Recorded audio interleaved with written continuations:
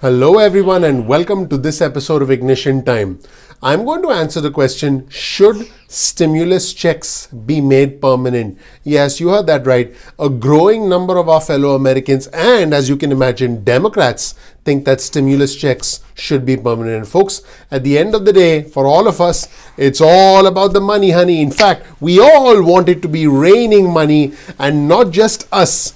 Not just individuals who want to put food on the table, who want to make rent, who want to keep the lights on, but also our politicians. I'm actually going to show you some incredible new ways in which the National Republican Congressional Committee is using the Green New Deal to agitate people and try and bring in more new money, and stuff that former President Trump is doing to continue filling up the National Republican Party with more money to prepare for the midterm elections as well as the next presidential elections. Let's start with this article from the Business Insider. Should stimulus checks be permanent? An increasing number of people and Democrats think so. Folks, make sure you watch this video all the way through to the end, because this does have important implications for the country, the economy, as well as your money. Now, folks, in case you thought this was some liberal dream or some sort of a left-wing agenda item, or for that matter, a wish list from the Democrats, I want you to think again. According to new reporting from the Business Insider,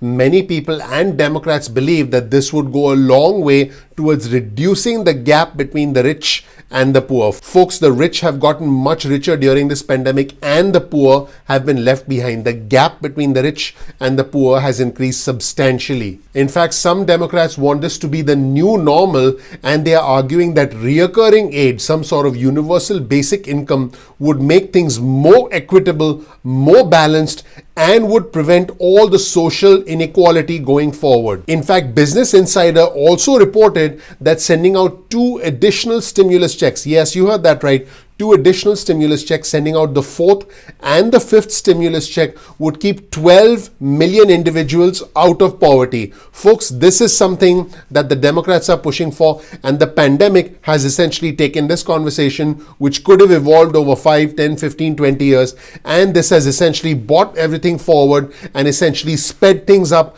as far as the discussion on universal basic income is concerned. In fact, the Business Insider reported that sending out the 4th and the 5th stimulus check would cut down inequalities in income between white Americans and black Americans. In fact, the individual who got the whole discussion over universal basic income going is Andrew Yang, who's running for mayor of New York. Andrew Yang is a Democrat.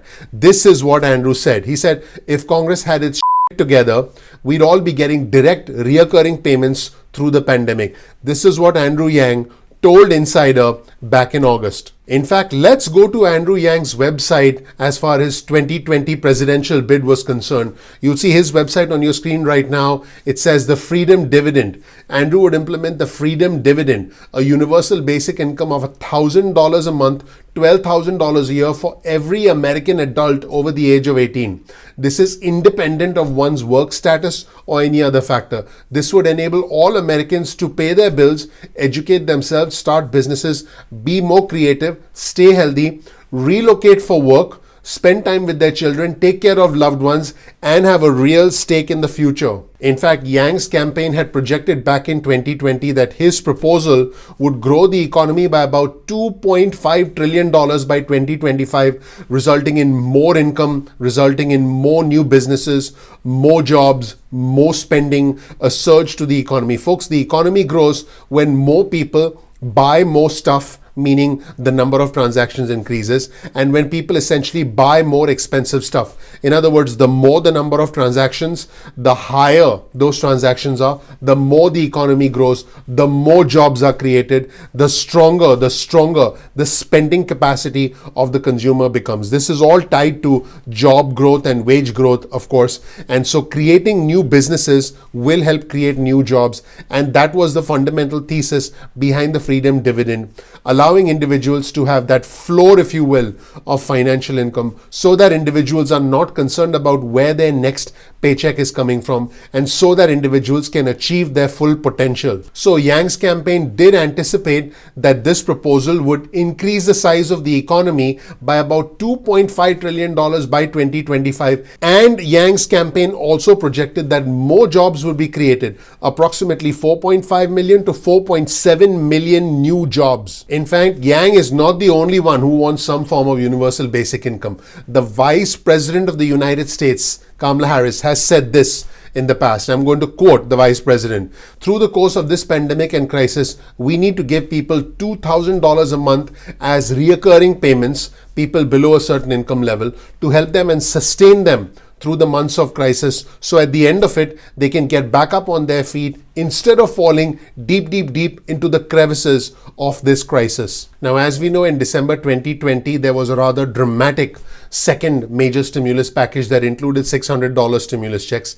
Economists sent a letter to the administration asking for higher stimulus checks. In fact, 125 economists wrote an open letter, and we'll show you that letter on your screen right now. In the letter, they called for recurring payments tied to economic conditions beyond the checks, the single $600 stimulus checks that were included in the December stimulus package. This is what they wrote in the letter. Recurring direct payments will help families meet basic needs, boost state and local economies, and speed the recovery, and should be paired with other valuable programs like unemployment benefits, aid to state and local governments, stronger SNAP benefits, robust childcare funding, and more. Now, there's one guy who's always been in favor of larger stimulus checks, reoccurring stimulus checks, and that's the one and only independent senator from Vermont, Bernie Sanders. This is what Bernie tweeted back in November before the passage of the second major stimulus bill. He said, Congress cannot go home for the Christmas holidays until we pass legislation which provides a $1,200 direct payment to working class adults, $2,400 for couples, and a $500 payment to their children. And folks, the story does not end there. A few weeks ago, on the 31st of March, 21 Democratic senators urged President Biden in a letter to include recurring direct payments, recurring stimulus payments in his big multi-trillion dollar infrastructure package. Let's show you the letter on your screen right now. This letter was signed by several well-known Democratic senators, including the independent from Vermont, who typically tends to vote Democrat, Bernie Sanders, and the Democratic Senator Elizabeth Warren. Here's an important part of the letter. While we are pleased that the American Rescue Plan included a one-time direct payment and an extension of federal unemployment insurance programs, a single direct payment will not last long for most families, and we are worried about the cliff facing unemployment workers when the unemployment insurance extensions expire on the 6th of September. And so, folks, we talked about a fourth stimulus check and a fifth stimulus check. Now let's look at how the National Republican Congressional Committee is trying to raise money by taking the Green New Deal and positioning it as a way to stop Alexandria Ocasio-Cortez and trying to raise money that way. Take a look at this screenshot of the email on your screen right now. Liberals want to spend $93 trillion to destroy jobs and tell you what to do. And as we scroll down, you'll see this rather interesting approach from the National Republican Congressional Committee in an email that went out to raise money for the NRCC. Check this out. It is the most radical socialist climate legislation in our nation's history. Wow, pretty intense stuff. Fellow conservative, we need brave American patriots to step up now.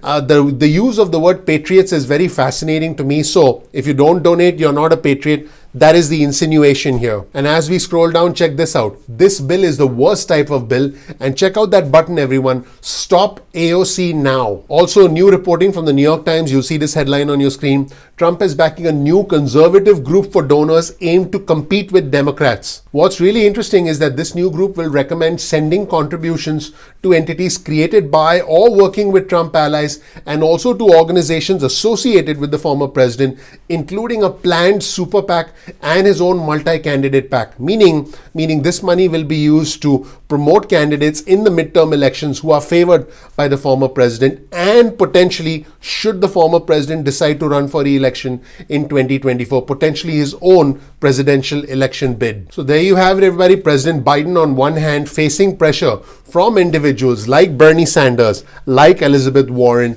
and many others, including, yes, at one point, the Vice President of the United States, Kamala Harris, pushing for recurring stimulus checks, pushing for a permanent stimulus check to the most vulnerable of our fellow Americans. At the very least, according to Business Insider, a fourth and a fifth stimulus check will lift at least 12 million of our fellow Americans out of poverty.